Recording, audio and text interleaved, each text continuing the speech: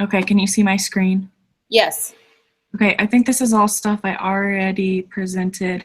I wrote down my results from the card sort and reverse sort. The card sort and reverse sort revealed that users expect to see a balanced website structure with common words and phrases, which is reflected in the new website structure. The previous structure included words and phrases that would not make sense to a common user. The new structure is based directly on categories that CardSort participants created. The categories include About, Adopt, Donate, Work for Us, and Communication. Each primary heading has secondary navigations that further the ease of travel throughout the website. The previous site did not include secondary navigation under each menu header, which created confusion. The previous architecture had 2 menu bars, but the new architecture includes all navigation in 1 menu bar. The new website architecture is more user-friendly and aids in an enjoyable user experience. And this is the revised architecture that I have. And then I'll scroll up and show you the other one. This was the beginning one. So the new one's a lot more balanced than the old one. Kate, that it looks. Ooh. That might be me. There we go. I turned it off. No, I didn't. I don't understand what's happening. Hit the mute button on your keyboard. Where's the mute button? Or you can there you go. No, it's still going. Oh, that's right. Yeah, you just need to mute your microphone. What? Here, do it for her, Nick.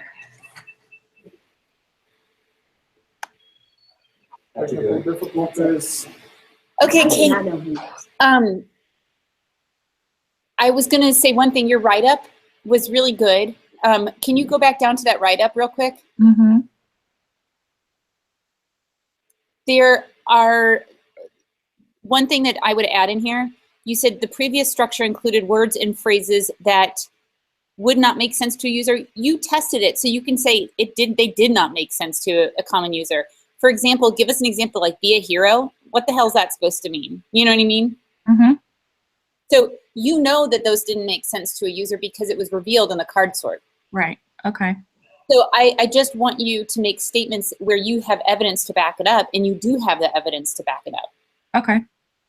And then say, when you say something like in a more enjoyable user experience, that's a little bit of a leap, you know, unless you tested and asked people, was this more enjoyable? I would just be careful with your language choice. I would say it's a more efficient user experience because people can find what they're looking for more quickly.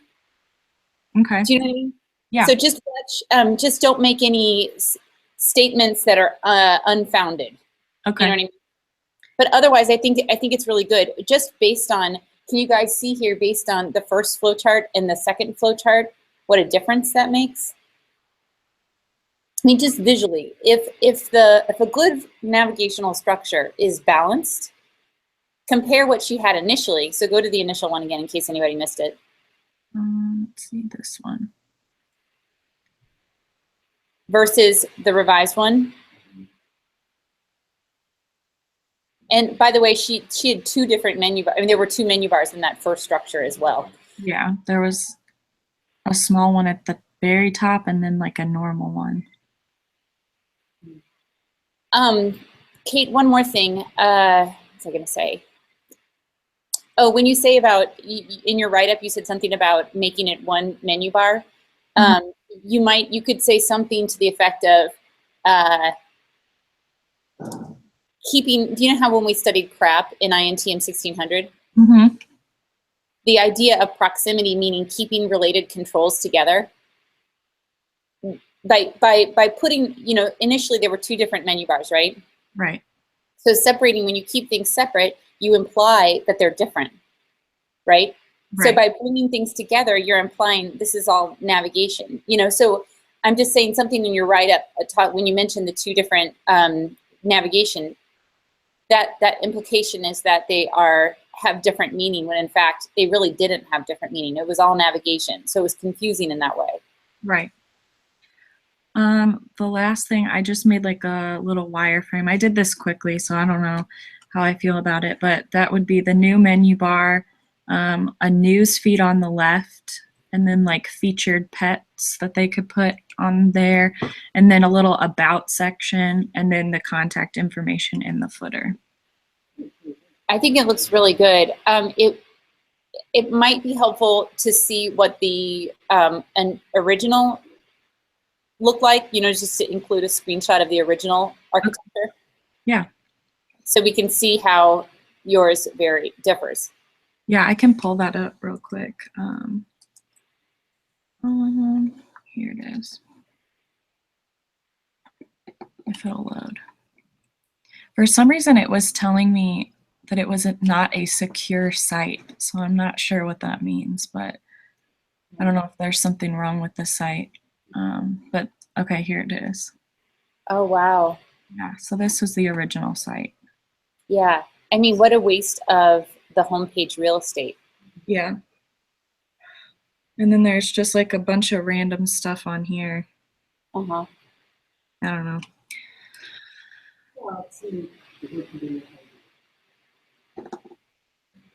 That's great. Yep. All right, Kate. Well, I think you're in pretty good shape. Does anybody have any comments for Kate? Kate, everybody here is kind of a little bit shaky about the reverse sort. How did that work for you? Can you explain that process? Yeah, it's not really like an option to create a reverse sort, but if you go in and like copy your original study of the card sort and then you click closed, there's an option where it's like open so that they can make the categories, or closed where you make the categories. So if you make it closed and create the categories, then it kind of formulates a reverse sort.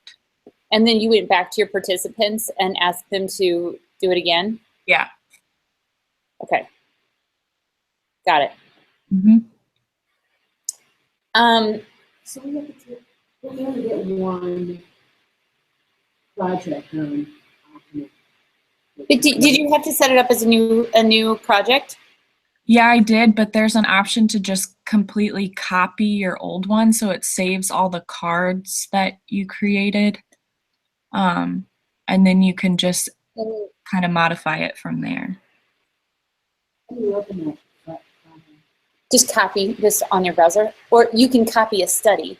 Yeah, you copy a study and then you can just like rename it to reverse sort or something. What kind of format would it say? No. Like in the interface itself, you just say duplicate the study. And so it comes up with a new study, and everything there from the first one is there. We'll look at it. I'll pull it up. Do you guys mind if I make a leap really quickly to talk about Project 3, since so many people are online right now, and then we'll go back to their critique? Yeah, I have to go, but I'll come back and look at it. Okay. Well, let me just finish the critique then. Let's keep going. Darren, you said you don't have anything new. So let's jump to, is that true?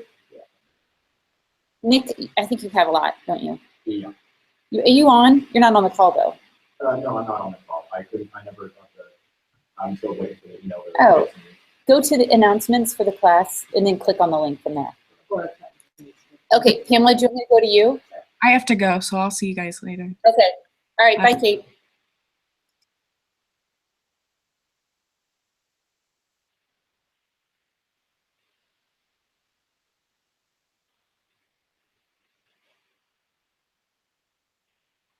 You see my project? Yes. So, title page with objective, and then the three users, potential users. I think I learned more from this than almost anything. So I've got a working artist who just wants to do better. I've got a guy who's just an enthusiast, wants to know everything there is to know. And then Gloria, who's retired and interested in volunteering or donating their time with money, resources to the artists and the art. So here's the existing information architecture. It's not bad, but there's a lot of titles that might not make sense to, you'd have to click it to understand it. I think that most of the questions are answered. Here's the card sort results, and if you can see this here. This was generated by Optimal Workshop, and I really liked it. I thought it did just as good a job as anything I've seen so far in expressing common denominator results. I haven't gotten over this yet. And I've come up with some preliminary conclusions. And essentially, I picked this site because there's so much clutter on the homepage. There's a lot of photo links, 3 across, for many, many, many rows. And the 3 across fill up the whole width of the page. And I think one reason I might have decided to do this is because the site was initially designed for mobile use. On a phone, not so obnoxious. On a phone, it looks okay, now you still scroll forever. But I think that the desktop version is a modification of that mobile design. But one of the most valuable pieces of analysis I came up with was with my hypothetical users. The third one, the retired woman, Gloria, who wants to donate her time, money, and resources. And a retired person often has those. There's literally no reference to volunteering or financial donations. There's nowhere on that site that I could find a spot where you could just donate $10 if you wanted to. Or if you had a nice collection of art, how you might do that, donating that. I think it's a huge mistake, but that's my opinion. Maybe we are so flush with money that I don't know. There's one small reference to getting involved on the contact page as an arbitrary thing. And then the other small thing that I thought was important is that there's no map or list of directions. And it is a vital place, and a lot of people come in and go all the time. They do their address everywhere, but it would just be nice to remove that one extra step that everyone's going to take if they want to figure out how to get there. And right now, they've got to Google it. And so, then the final thing I'm going to do is try to figure out how to visually shore up that front page to get rid of so much of the clutter with a hierarchy of the photo links that they currently have. Because right now, they're all rated exactly the same. And there's everything's important, so nothing's important. Well, I think you're in pretty good shape. I mean, I know you're worried and you feel like you're behind, but the user scenarios were designed to give you some insight, and it did. And so you have some ideas about how you think the navigation should be changed and what should gain more prominence. That's great. Data as you want from your card sort. No, So I'm not even sure what I've got. I don't even know what the point is. You don't understand the point. Do you remember last week? My particular huge group of categories, they all have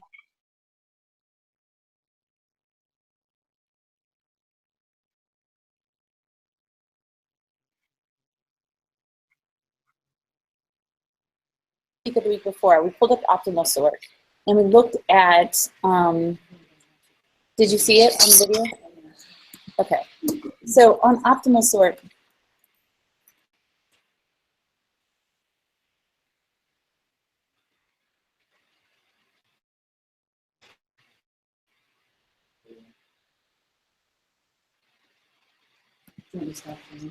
yeah, sorry.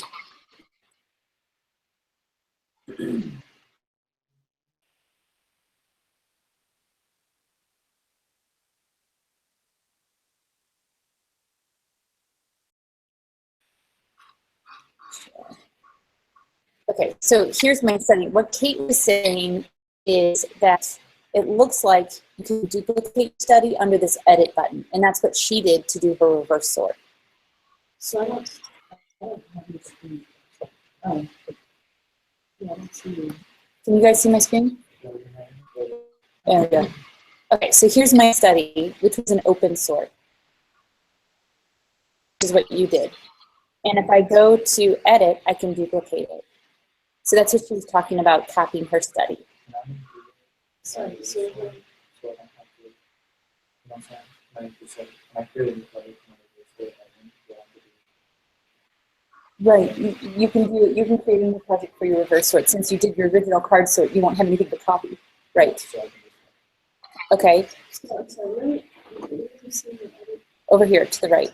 Oh, I see. Okay. Edit, duplicate. Okay, so here's the results of my sort. And I started manipulating this a little bit, but this tells me, let's see, I have to figure out my way around here. Results.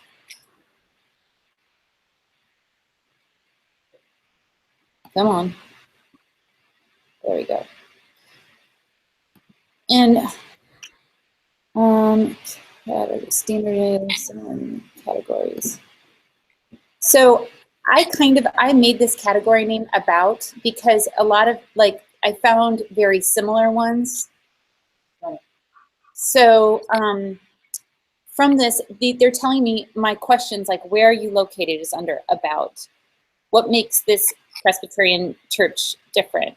How can I contact the minister? So like contact information, location information, philosophy. This is sort of a philosophy related questions. These are starting to reveal themselves to be under the about section based on where people put the categories. So as I'm looking at this, I may start drawing up my flow chart. You know, like I think I'm going to need an about section, and these are some of the things that are under it. But some people are saying contact is under about, but then I have a contact session. The minister, the church secretary, and how can I see this week's bulletin? That seems kind of random that it's under contact, but only one person put it there. So, well, once you can't do the reverse sort until you firm up what you think the categories should be. So then you duplicate your study and you make it a closed sort and you say, put the questions into these categories and you see how well people do with it. So it's less ambiguous because you're defining exactly what the category should be. You see what I mean? And then we can test how effective. If you look at some of the examples, like I think I showed Olivia's last week, where she did a diagram and she brought that into her report, where she said, look at the results of my reverse sort. 9 out of 10 people were able to correctly identify that this question was going to be in this section. So this data should. I guess how do you represent that? I look at the students. I look at the student examples representing the reverse sort, but I find it just doesn't mean a whole lot to you. Yeah, I'm looking at it going, what is this? Right. Well, maybe they didn't include the best diagram in the whole world. I thought Olivia's was pretty clear because I could see what she was trying to say is that 9 out of, you have a defined set of categories. You've got 25 questions. We want to see for each question, it belongs in about, for example. 9 out of 10 people put it in about, but that 1 out of 10 put it over here in services or something. So Do you want to make note of the outliers?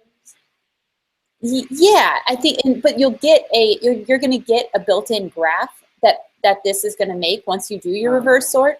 And she just took it from there. Oh, okay. So you may say, you know what, that graph isn't meaningful enough to me. I'm going to take this and I'm going to recreate the graph in Illustrator or whatever, however you want to do. Or you could visualize it anyway, or you could take the graph and you can say, here's what Optimal Workshop produced. Let me point out a few highlights here. I think that all of the categories seem to be pretty much on track because we had 9 out of 10, but this one category was the most ambiguous. So here's how I'm going to handle it. And then really, if you were doing this, you might do another reverse sort to just kind of see, but I'm not asking you to do that. So if you don't like the way that this is visualizing your data, you just want to communicate in some way how well your categories worked out. So that's basically what it does. Does that help clarify it a little bit, you guys? Yeah. Okay. I probably, and you guys, if you're coming in a little bit late, at 12:40 today, which is late for you Leiden folks, I guess 7:40 or whatever. At 12:40 today, the group from SWIC is going to be, I'm going to be looking at this study with them because this is their project. So I'm going to set up a call again, and if you guys want to jump in on it, oh, wait, where did I go?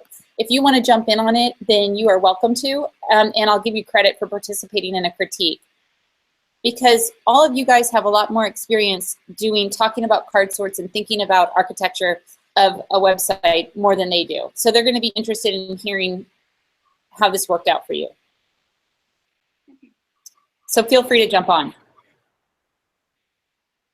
Okay, thank you. So do you feel a little bit better about the situation, Pamela? Yeah, well, so I just got a little buried for a while there because of that trip I took. Yeah. You know what?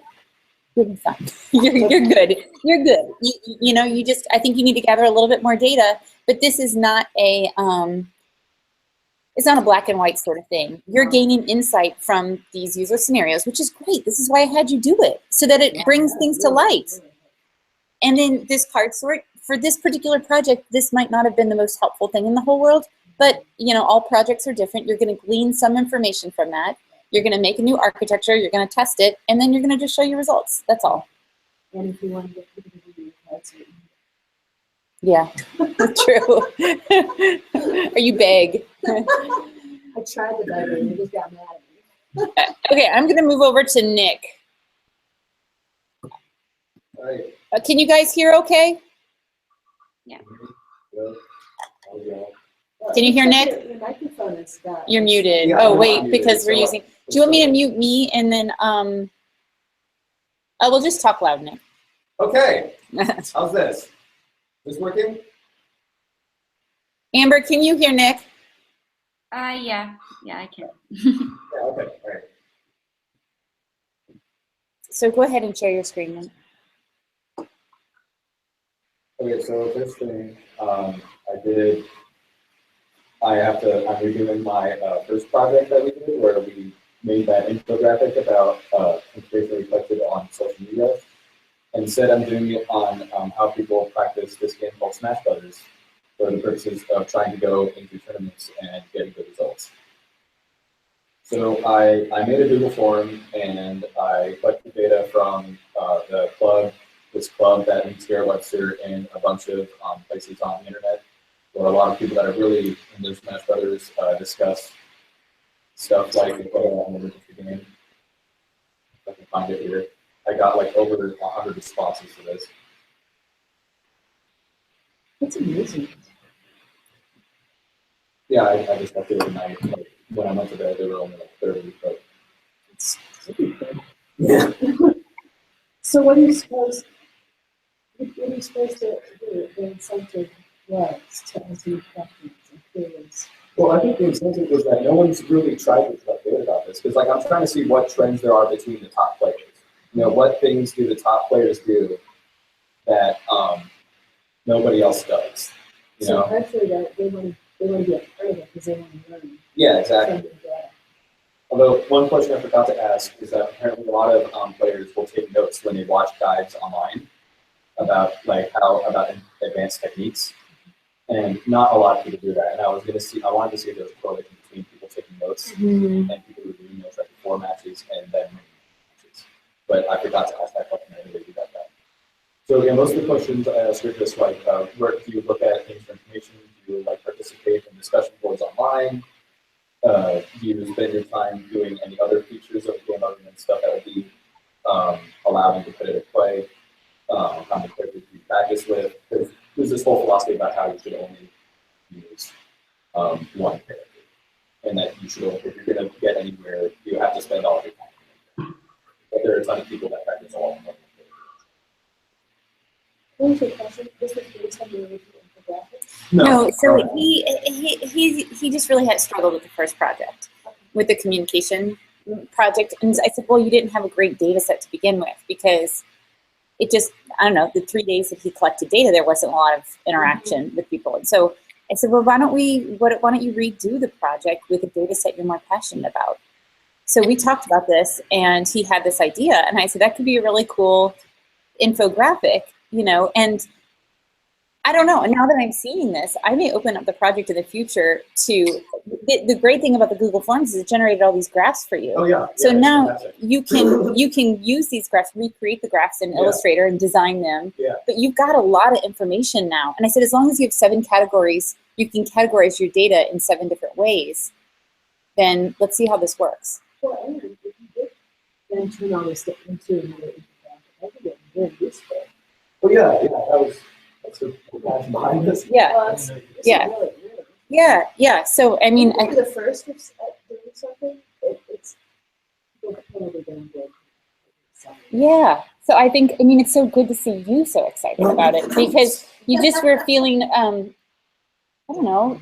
Yeah, I'm just happy that this is turning in.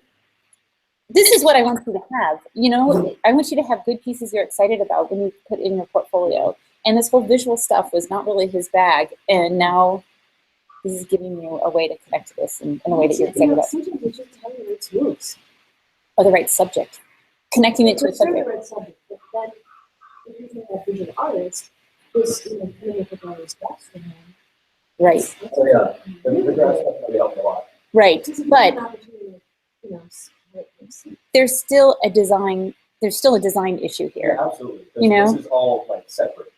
It's not showing any correlations within the data. That's very true. That's the big thing, and that's the one thing that I want this the final visual to show. And it doesn't show a hierarchy.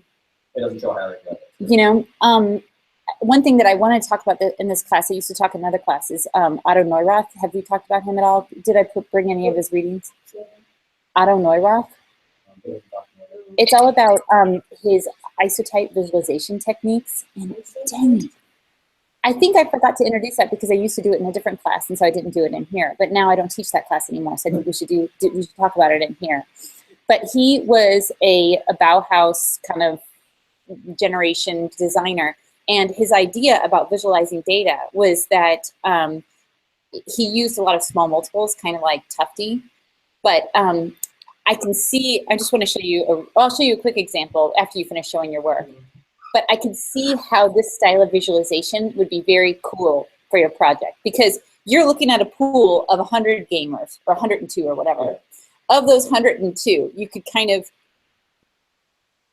you know, you'd actually have 102 little guys.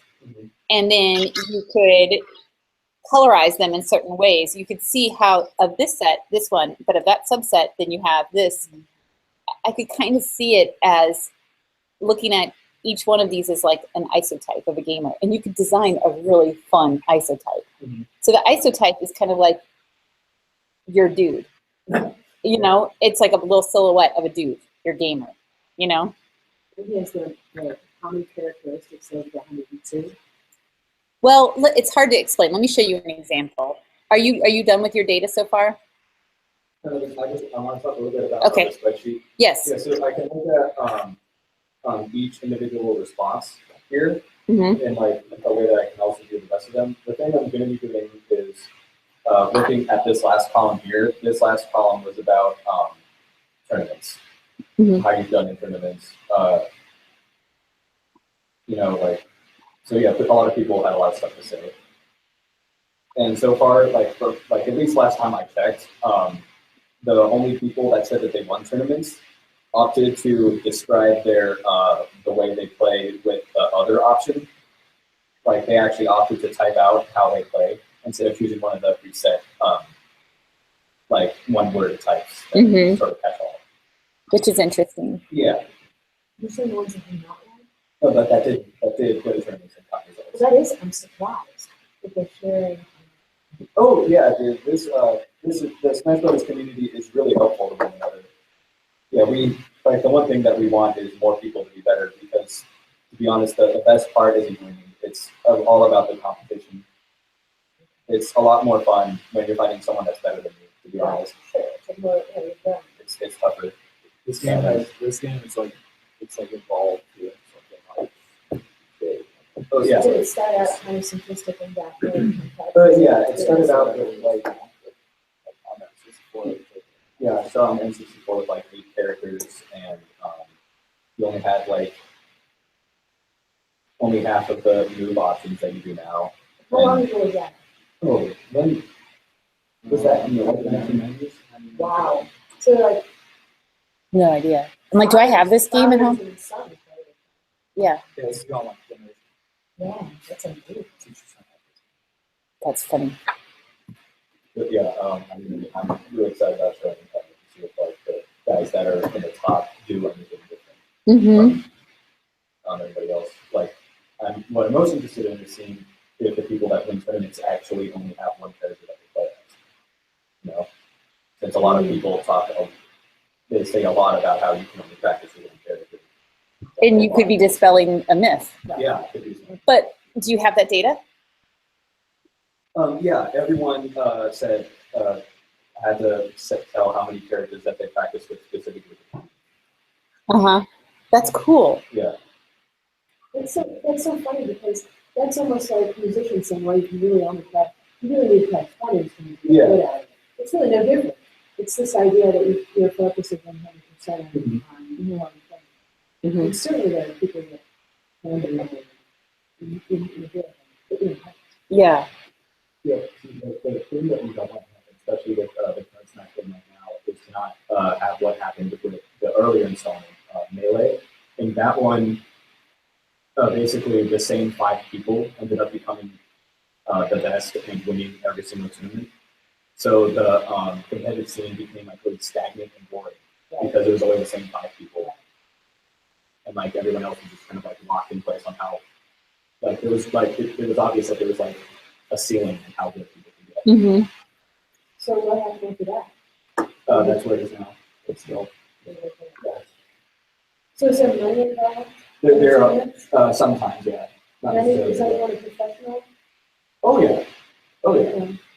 It's so crazy, the subculture. I just don't. I would think that would have changed the way You know, I should have asked if they had never played the money before. That was a good I question. think that would change the dynamics in such a huge way because we might get sponsors involved and maybe, you know, Oh, yeah, beer companies. sponsors, yeah. Yeah, okay, so.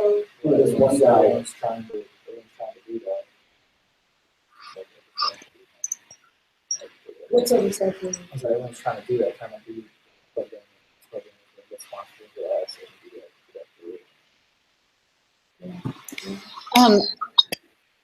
So this is so now you're moving over to project 2? Oh yeah. Now I'm going to talk Okay. about how. Okay. Yeah. I think your strategy should be, when you think about the layout, and you might want to just sketch it out first about how you're going to visualize this data.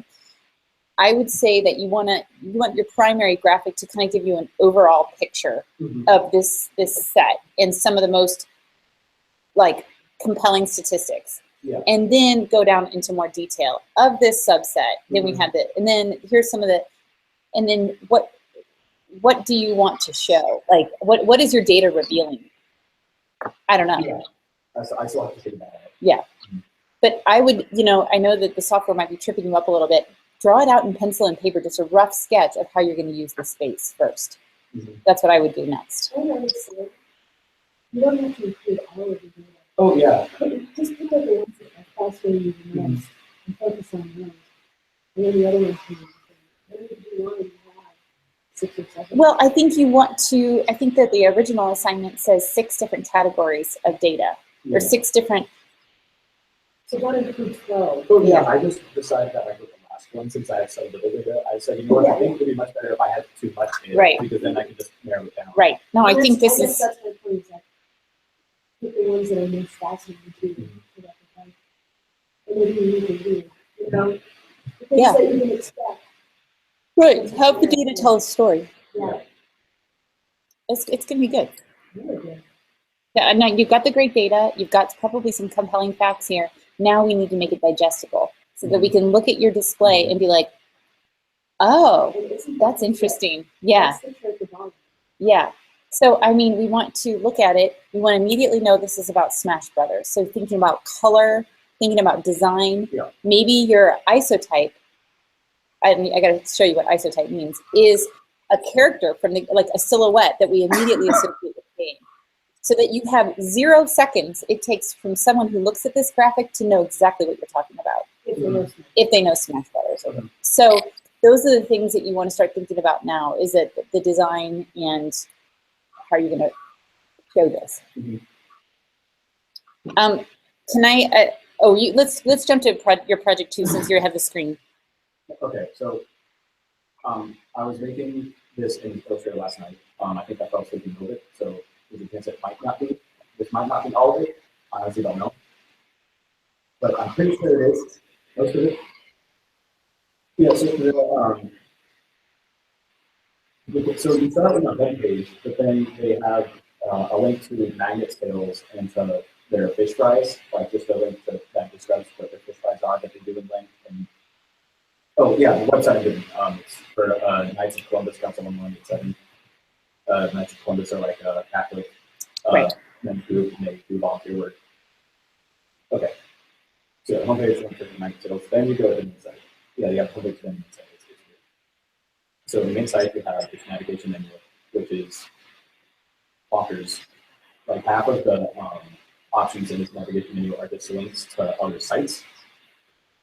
And then there's even a page of content that's really just links to other websites. And one of them was one that they had in the main navigation menu in the first place. So they do have some content. They have like a whole page about their stance on right to life and this prayer thing that they do for an abortion clinic that's right next to the parish. And then they have a page for all like the member contents and that stuff, like like what the money has been doing so far, like information that they don't want just anyone seeing. So I'm not really sure how much they could cover into that information, Mhm. And then they have like a page that's all about history. And then on the page about history, they actually have talking about how the council is formed.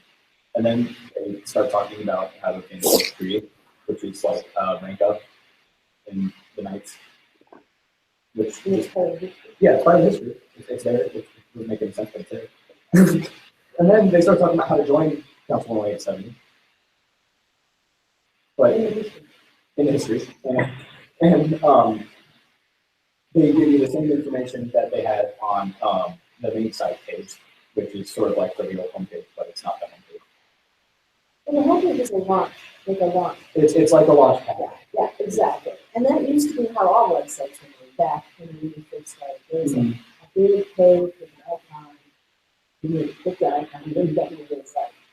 It's an old school thing. I don't know why it was ever done like that.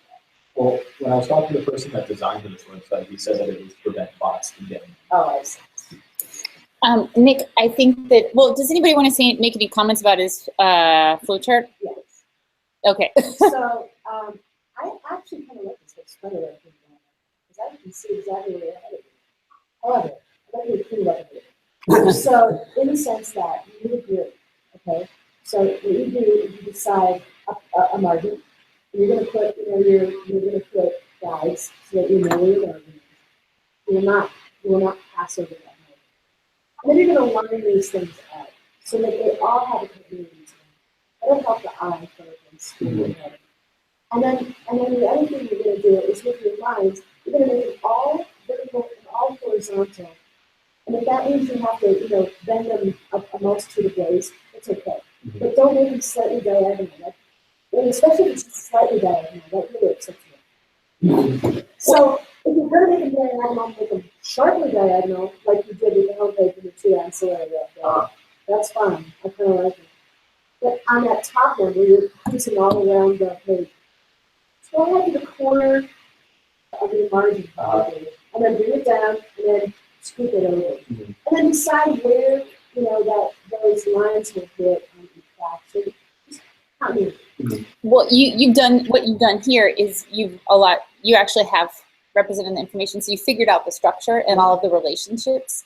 But I think what Pamela's trying to say is all of the secondary pages should be lined up so we can kind of see the relationship. I mean, you have it all right here. It's just you tried to squish it into fitting in an 8.5 by 11 page. And flowcharts, just by their nature, they don't usually fit all that perfectly into 8.5 by 11. So just make the canvas accommodate the data you have, but keep it all aligned so we can see, okay, I see the secondary sections. Okay, I see that under this is this, and I can see that I get to this section 2 different ways. So it's just aligning all of the subcategories and stuff. You don't need the word link everywhere. The line Okay. implies the link. All right. And I would say that what you can do is create a grid, so it becomes if you want. So Okay. you make 5 columns. And so then, you are always going to line up to the side of those columns. You'll find it very quickly that that'll tighten it up. Okay. Yeah. You're not far at all. I like this. And I like the blue and the other blue. I think it's, I can see it. I don't think it's completely. I just want it to be a little more organized. Yeah, you just like the content. And you might want to consider using white text on the back. Okay. Yeah, just give it a shot. See what you think. Well, each of these boxes should be pages of content, right? Or I'm not sure what you mean by the difference. I was thinking that your light blue pages were the primary categories and the darker ones are the subcategories. Oh, okay. Is that true or no? That's not true. If that's what you thought, then I'll definitely think that. Yeah, that would be good. Oh, okay. So these are external. So it looks like Facebook page. Obviously, that's a link to something that's off-site somewhere. Okay. Okay. You don't need to represent that necessarily. Okay. I mean, you could just have a line that says link to Facebook, and then you could label your line, because we just are curious about what content and what pages exist on the site proper, because that's all you have control over to fix, right? So think about how you're using colors and representing things. Okay. Focus on what is there, what content is there, and the relationship of the content that is actually there. Yeah, sometimes I forget that. Yeah, well, that is the trick of all of this. Yeah. That is the trick. Oh my gosh, you guys should see this flow chart that I'm working on right now. It is, It's a website. yeah, it's but I'm building it, but it's like 3 pages here because you can kind of get a sense for it, because I need to make notes to myself about what I've done in different parts and stuff. And then as I get further along, then I'm kind of cleaning it up, to make it look nicer. I mean, there must be like websites that or software or whatever that help with creative control. Oh yeah, Got it. yeah. I mean, look at this beauty. It's like I as I add sections, I'm taping pieces of paper on and stuff, just because I have the last part that I've documented in Illustrator, and then as I'm working on it, I'm building sections, and I go back and kind of keep revising it. I have to keep going into Illustrator because eventually my writing gets so messy, Right. or I'm afraid, yeah.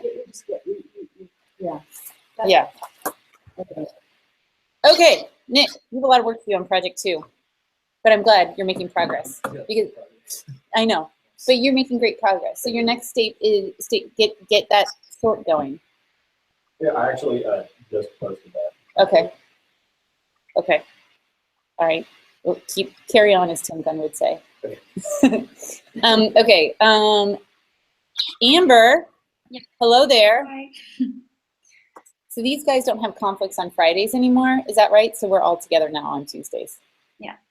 So I probably won't be doing any Friday sessions. You guys usually didn't use them anyway, but so it just, I think if we need more sessions for everybody to get their critiques in, then we'll figure that out. But for the next couple of weeks, I'm not going to do the Friday ones because I think we're okay. All right, Amber, go ahead. Okay. So I pretty much have to show you everything, I guess, because I haven't done it yet. So this is the website. Go ahead and share your screen.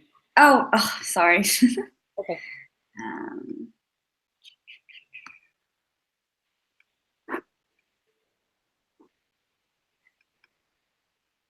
Okay. So this is my website. Oh yeah, you did show the website the other day. Okay. I know I've seen this before. Okay. And so this is the user group or personas.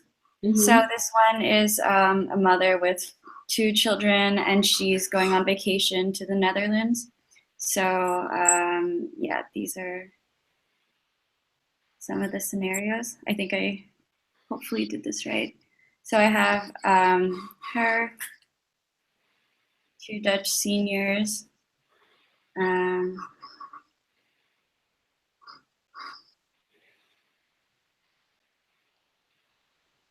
And the last one is a food blogger. So.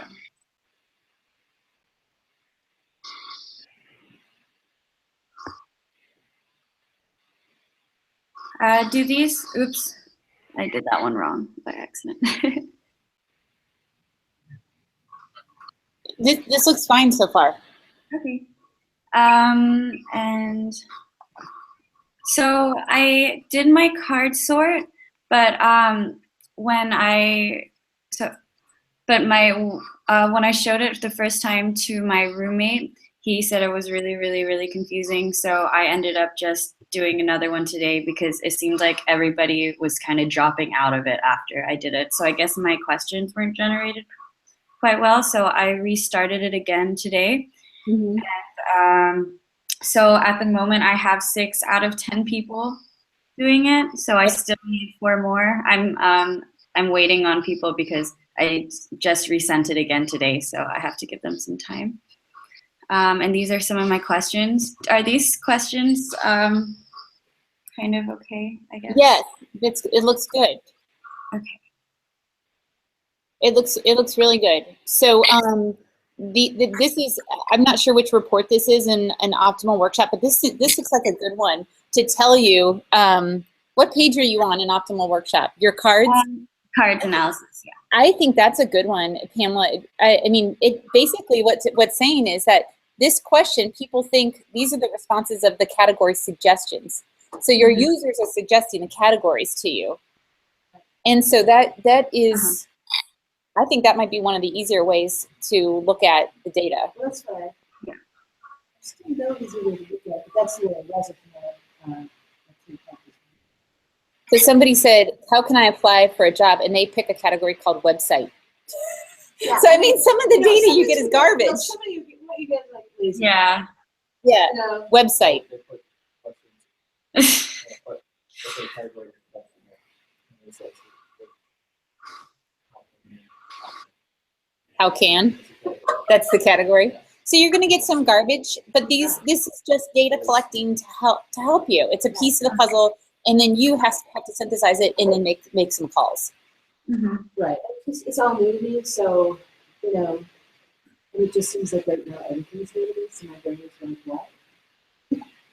Wait, what? So it looks like you have you know what you need to do, don't you, Amber? Yeah. So I'm just gonna wait for the rest of the card sorts, and maybe the thing is you can only have 10 participants for this, right? Because Yes. I kind of, like you said, the answers are a little bit not the greatest on a lot of them. So I But just look, a lot of people, then you can start combining your cards. Like, you know, so you have 2 categories called beach. Those could be combined together. yeah. So, Wait, what is this one? Yeah. Okay. Yeah. it looks like a lot of, Yeah, a lot of them could be combined, like the food, drinks, like restaurant, Yeah. cafe. and you have beach and the beach, you know? Yeah. So, I mean, that's just going to happen because some users called it the beach, but it's all the same thing. So you can kind of combine those results. So that's good. Okay, we'll keep on rolling on this. Okay. Thank you. I'm going to jump over to Brian. Brian, do you have anything? I have awful data from participants who gave up and abandoned. Oh, no. That's what I have. I got on the first pass, I got 3 categories out of it. And let me share screen. Sorry. Okay. I forgot. Let me share screen. Hold on.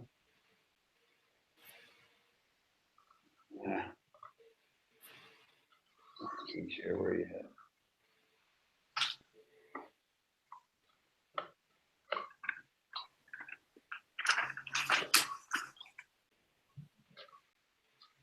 Okay, my first sort is I trashed because my questions weren't categorized properly, and I was biased against a particular user of the profile or profile user. All of my initial questions were set for kind of one profile user, as Julia pointed out. So I dug into the Linda video, turned every question into a task, and spread it out across 3 user profiles. My original user profiles were a participant in an event, an organizer of the event, and a media person looking to cover the event. From those 3 user profiles, I did come up with what I thought were solid tasks for these 3 user groups to perform. And I went out with gusto and did a fresh sort and got lemons.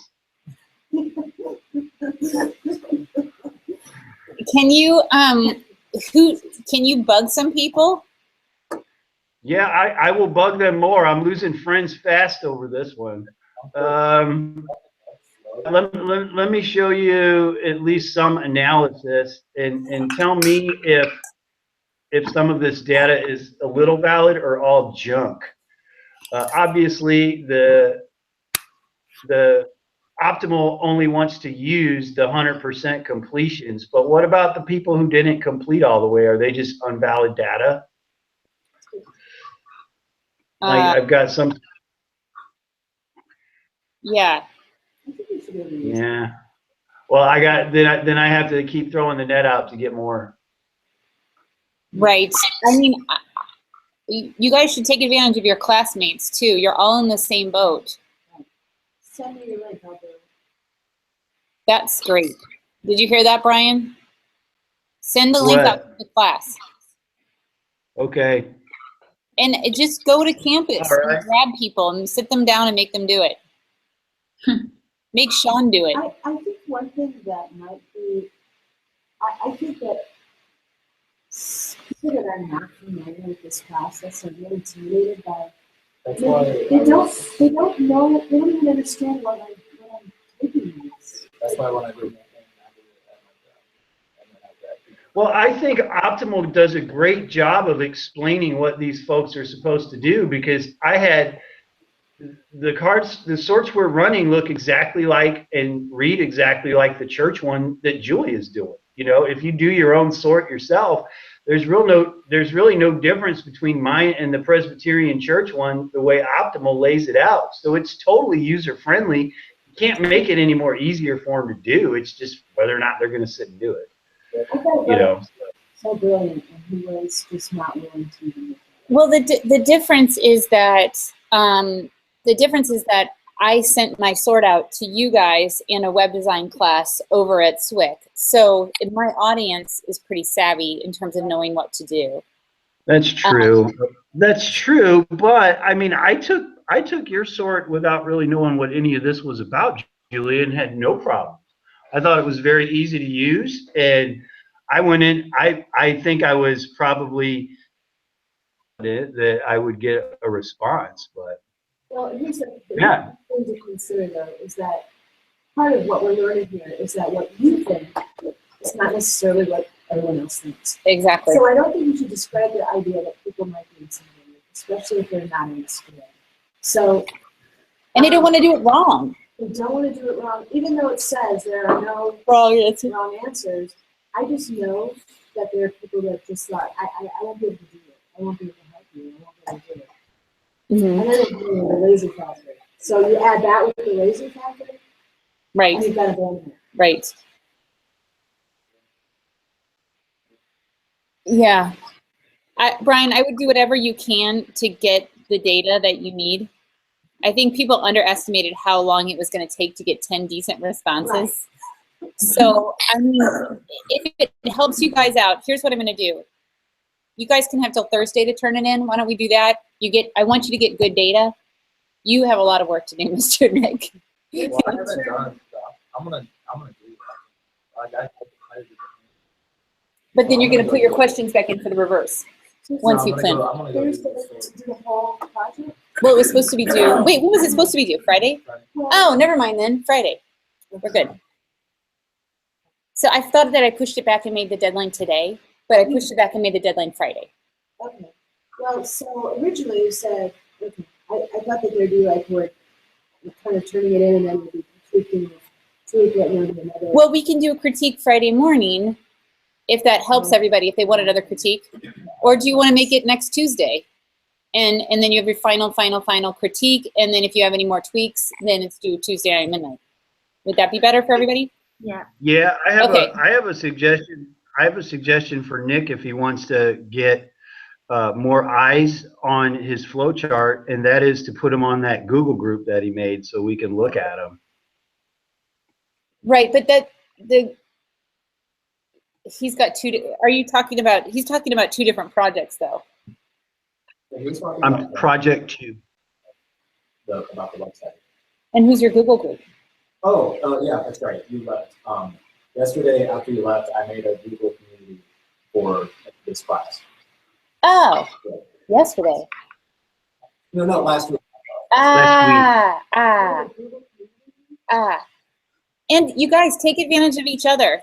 You know, you have seven people in this class. I'm 8. That's 8 good participants or 7 good participants in your own project. So take advantage of that. All right, so that's what we'll do. We'll do our final critique next Tuesday. But in the meantime, I want you to start thinking about project 3. We have 6 more weeks left of class. So we should have enough time to do project 3. So let me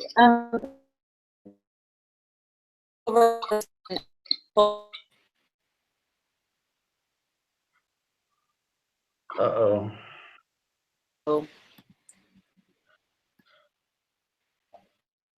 Let's see. There we go. Okay, I don't even think I have it published yet, so let me.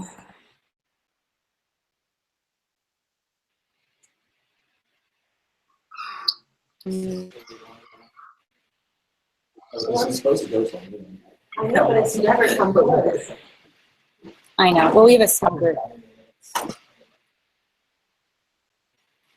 Okay, so project 3 is about navigating a collection on an iPhone.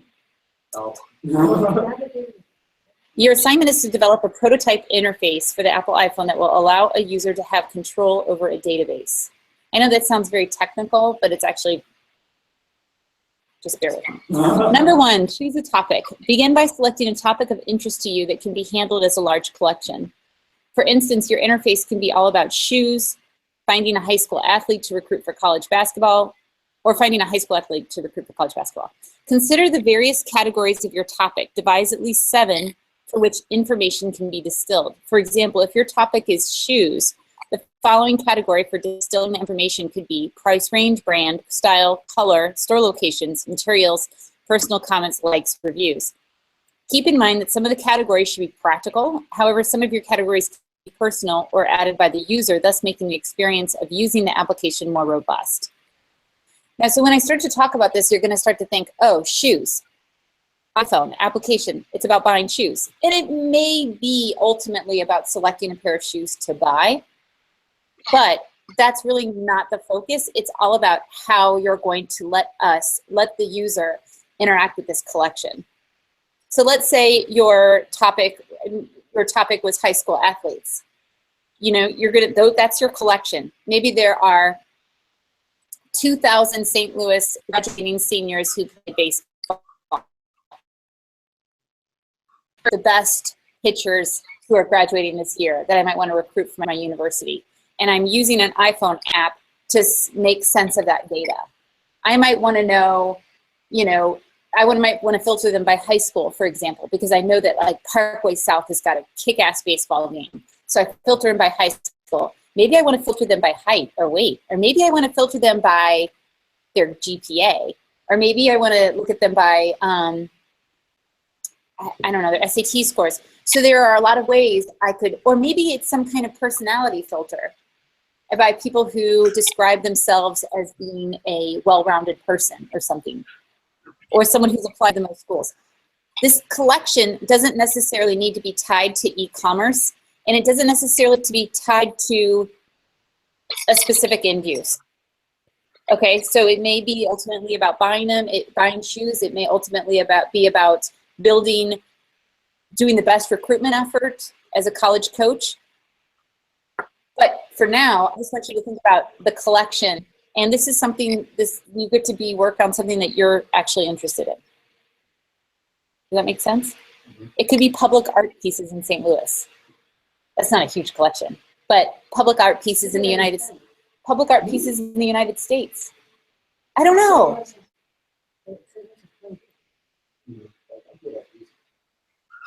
Public art. I'm talking about like public. So oh wait, we already did this. So part 2 is sketch at least 3 user scenarios. Because the iPhone interface is already designed, the real design work happens in developing the user scenario. This project is all about thinking that enables a user's interaction with the application to be intuitive. Working in Sketch and basing your user scenarios on the interface requirements, see below, map out by hand at least 3 user scenarios that shows different paths for your interface. This should be large and sketchy, but we'll begin to identify key areas of action. Your sketches should allow you through something that has impossible. You should integrate the interface elements listed below. An icon representing your database that appears on the iPhone home screen. The menu system and screen design for your database. A search, how to find a specific record, show the layout and design of one record in your database, show how you would find multiple records that meet 3 different criteria. For example, shoes that are flats, cost $25 or less, and are canvas. Okay, so I don't want to get too far into this. You guys can take a, and I have some examples. Let's just take a look at this. Hopefully this link works. Oh, this is her, her application is about backpacks. So that was her topic. And, you know, it's hard not to start to think about why this might be useful. It's a backpack.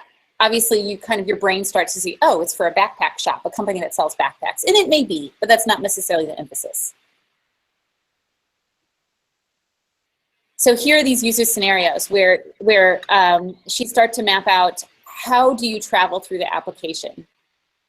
So this is a college student who's going to take a trip to Europe, and she's looking for an affordable but high quality backpack that she can use on her trip. So obviously the first screen that she didn't show here would be the screen of the iPhone clicking on the icon itself. So that should always be the first screen. And she goes to travel. And then after she goes to travel, she sets some filters. And then she gets a picture and she clicks on it, and we get to that final screen where it focuses on that one singular element in the database. And what does that look like? So here's a different user scenario. And what you're going to start to see is commonalities between your user scenarios where it's like, oh, well, she picked filters first, or she picked this first, so that user did this first, but that screen would be the same screen as that one from there. And that helps you define the layout of your different screens. And here's her third user scenario. Then this is just a formalized, this is exactly what she did before, but just taking what she had done on pencil and paper and doing it in Illustrator, just tidying it up. And I think I only require one of the user scenarios to be done in wireframe mode. So this was the most robust one. Usually the user scenario that goes to the most screens is the best one to mock up, because then you're figuring more of the application out in this process. You know what I mean? If you pick the user scenario that only goes to 2 screens, that doesn't give you much to work with when you're trying to think through how this is all going to work. And then finally, she takes that user scenario and she gives it color and designs the interface, what the interface is going to look like. And that's pretty much it.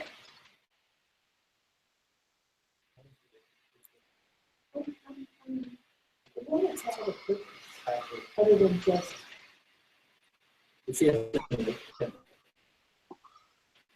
What do you mean? You want it to have a purpose?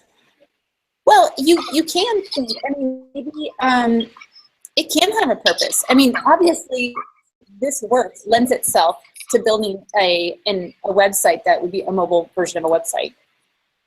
But it could be more of like it could be fantasy football app, how that helps you with your best fantasy football team.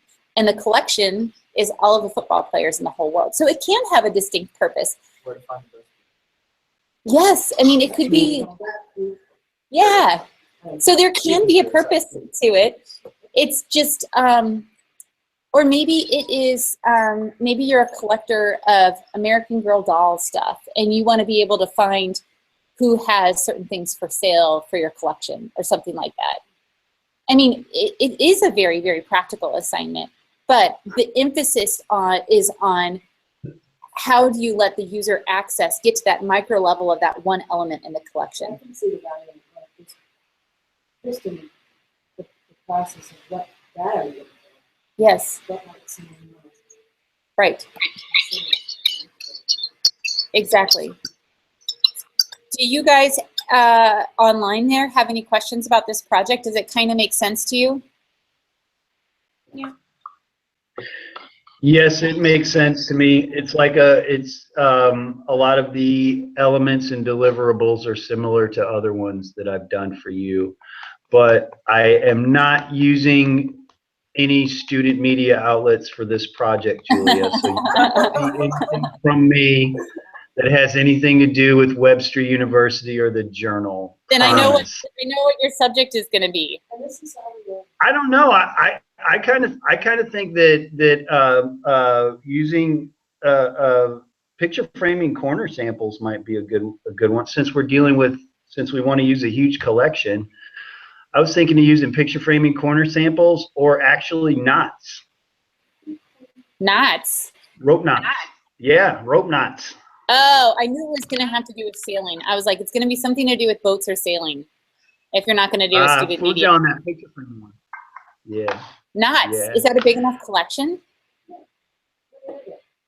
Well, not only knots that get used on the water, knots period, all kind of knots. Knots for weaving. You use knots in your craft, don't you?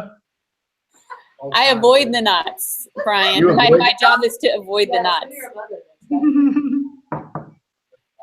I have a lot of collectible books on knots, so yeah, there's thousands of knots. That's great. That's a great idea. Brian, are you a Boy Scout? Are you a Boy Scout?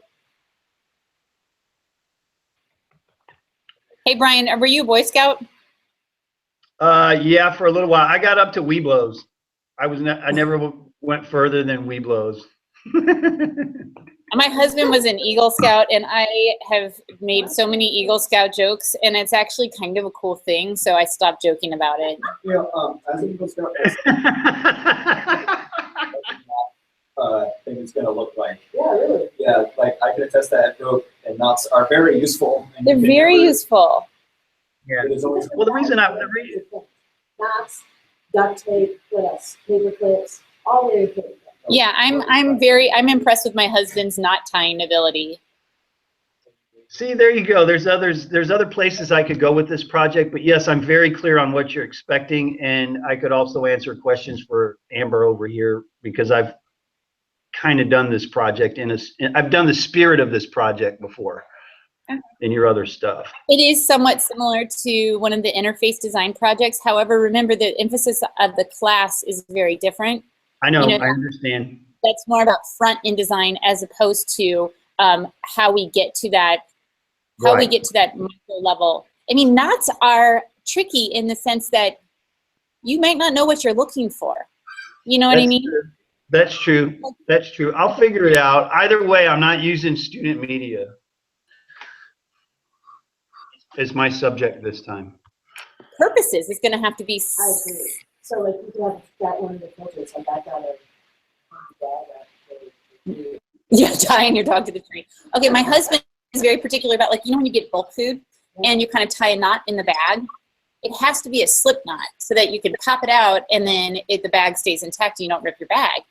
And he gets so pissed at me when he ties it that way and then I just rip the bag open. He's like, really? I mean, I tied the knot, you know? Wait, I understand both of these. I get his person. I get it. I just don't know how to. I was not a Boy Scout, so I do not know how to tie that knot. You were in a hurry. I know. I'm hungry. Huh? Yeah, but he ties it like as a little slip knot, so you just pop it out, and then it stays, but then you can get into it and tie it up. No, I get what he's doing there, though, and I can see that he can frustrate you. I know. I'm difficult to live with. All right, guys. Well, thanks for tuning in. So next Tuesday, final critique for Project 2. If anybody needs me before then, we can do it on Friday or another time between now and then. And then next critique, final stuff or preliminary ideas about Project 3, we can talk about next week too. And I'm trying to keep up with the visual scavenger hunts and whatnot. So as you wrap this up, I'll go make sure I have everything available and everything's published so that you guys have access to those visual scavenger hunts. And I'll try to post some of the best ones so you can kind of get ideas. You know, there's some of the things that you guys are showing are really cool. And so I want to share those with you guys. Okay, toodaloo. Have a great day / evening, everyone. You too. Bye.